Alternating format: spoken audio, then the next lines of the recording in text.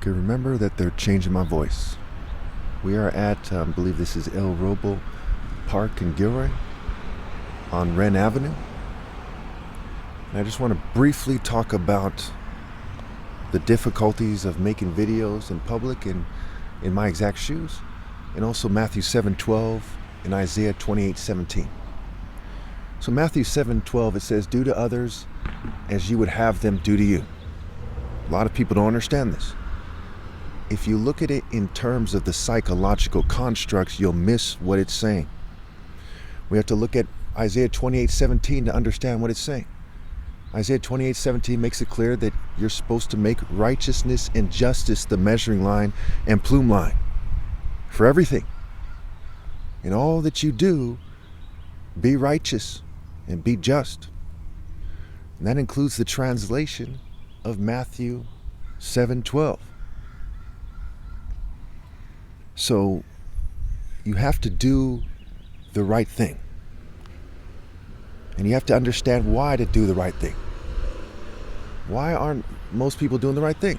Because they don't understand that a short righteous life is greater than a longer wicked life. And they don't understand the spectrum of wickedness.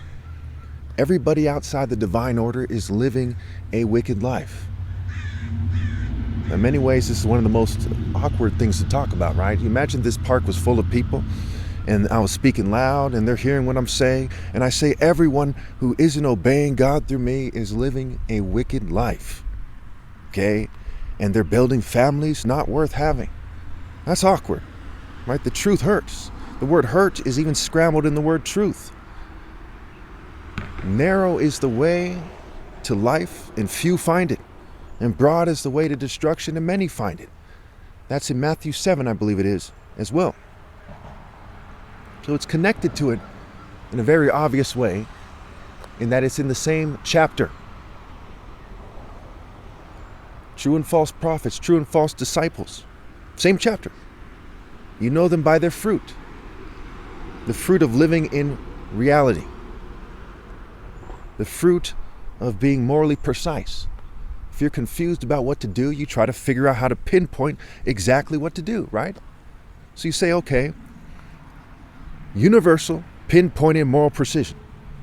Not Western construct or Eastern construct or island construct or, a profane African construct.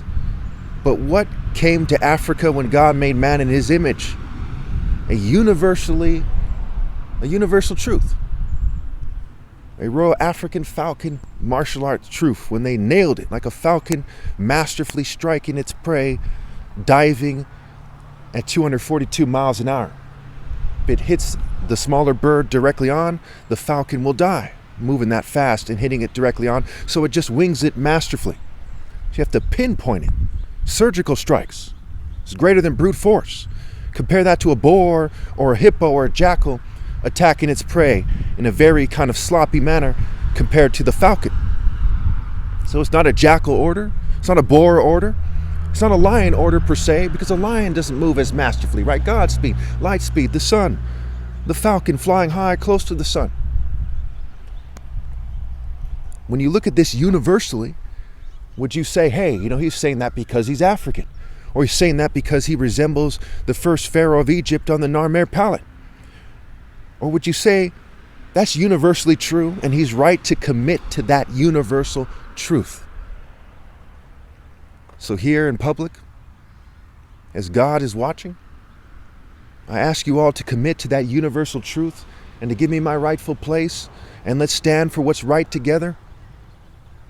One of the things that's right is the War on Poverty plan. 1/10 redistribution over 30 years or so.